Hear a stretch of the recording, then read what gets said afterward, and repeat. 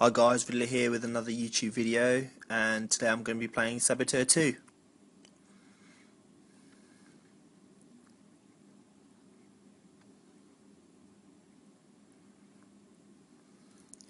This is another Amstrad PC video, and this is for the Amstrad 1512. Now, Saboteur 2, this is a follow-up to the original Saboteur, which appeared on the ZX Spectrum and in 1985. Saboteur 2 came out in 1987 and is by Durrell Software Limited, and it was made by a guy called Clive Townsend. This is probably my all-time favourite game. I played this so many times when I was young. It was a staple game that whenever I had the Amstrad turned on, this would be in the disk drive. So what I'm going to do, I'm going to play through the first level here. I'm just going to tell you a little bit about it first. So the premise is you take on the role of the Saboteur. This is actually a woman, so you're playing a ninja girl, a ninja woman, and she's actually the sister of the original Saboteur that appeared in the first game.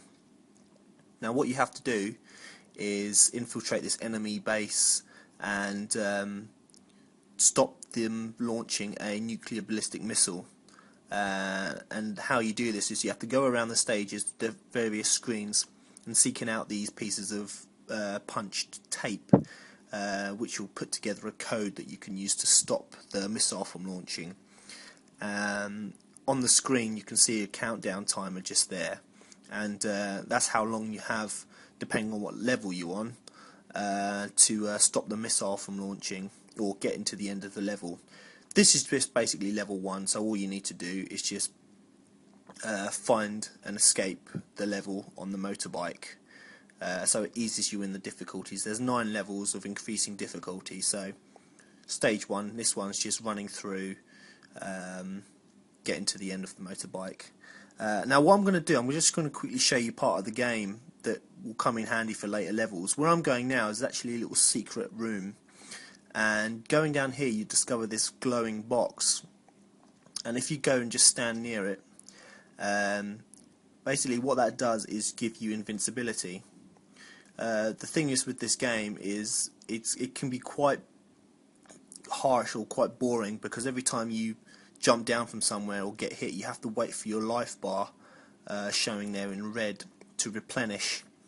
So it can be a bit tedious in waiting for that to replenish. So if you go and get this invincibility box in a secret location, you can be invulnerable to fire, to being hit, and even to jumping down really high heights. So it really makes the game a lot easier. You don't really need it for level 1, but I just wanted to show you it. So as you can see there, I've gone through and I've picked up one of those bits of red tape actually,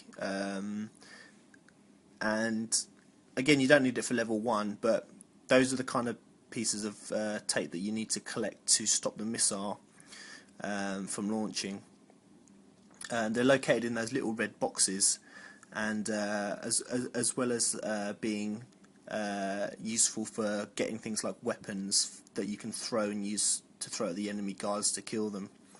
The enemies in this game aren't very many. The main enemies you get are these robot guards. I think they're robots anyway, but they're enemy guards. They carry flamethrowers, and they shoot you with guns, and they can use karate to kick you and punch you as well. And they sometimes come with these pumas that walk alongside them as well, and they take energy off as well. Now this game is actually quite big. There's no map screen in the main game to help you, locate where you are. So it's just a case of playing through until you learn the levels and learn the various areas. Suffice it to say, there are 700 of these screens. They're not scrolling screens, as you can see. Every time you move from a screen to screen, it changes. So again, it's a case of just learning the levels just by exploring, and that's the good thing about this game. You can just explore and explore, and that's what I love about games like this. Kind of reminds me of the Metroid games, to be honest, because it's just kind of like a free roaming level, and you can just basically go anywhere you want, depending obviously on your health. So yeah, what I'm going to do, I'm just obviously just running through. You can see there's outside locations, there's inside office buildings, there's rooftops, there's all sorts of areas you can go and explore, and it's always crawling with enemies. Now because I've got the invincibility, obviously I can just run straight past these guys, you don't have to kill them. It's just a case of getting to the end of the level.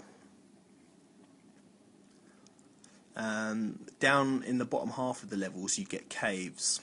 Now these are filled with bats as well that can take your health down as well. So you sometimes have to dodge those as well. I'm just going down now to find the motorbike so I can escape the level and get to the end.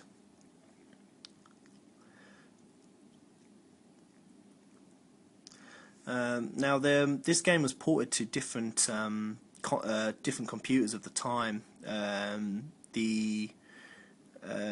This is the Amstrad 1512 version, but you also had versions on the Commodore 64, ZX Spectrum, and the Amstrad CPC as well, all of which are pretty exactly identical in graphics and the look of it.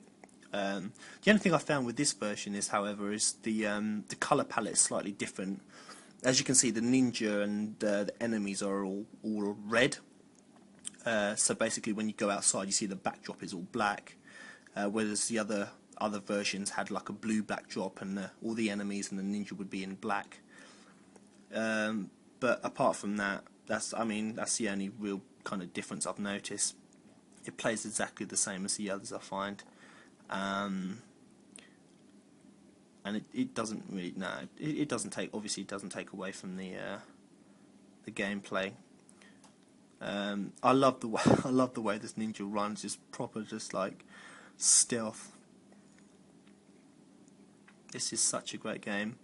If you haven't played it, and if you can locate it on the internet or anywhere like that, I suggest have a go. It's absolutely brilliant. You really will enjoy it. I'm going down to the dungeons now, and as you can see, the screen just above my health bar says "Bike arrived." It kind of gives you a little help to how close you are to the bike. So when you see that on the screen, you know you're going in the right direction. I'll give you a little heads up around the things you can see on the screen there. On the red part is obviously your life bar. This square box on the left, which says nothing held, it means it's just basically where you keep your weapons. So when you really discover these little red boxes, I should be coming across one soon on the next screen, I think. Whenever you discover these red boxes, you can search them, and you get things like spanners and pipes and little swords you can use to throw at enemies to kill them. And obviously they hold as well the bits of red tape that you need to put together for the code to stop the rocket. Just kill this guy. Oh my god, another one. There's the motorbike. So when you get to the motorbike here, you just press up, and then she drives away to the end of the level. Fantastic. And that's pretty much it. Mission 1 of Saboteur 2. Escapes through the electrified fence. Job done. That's it.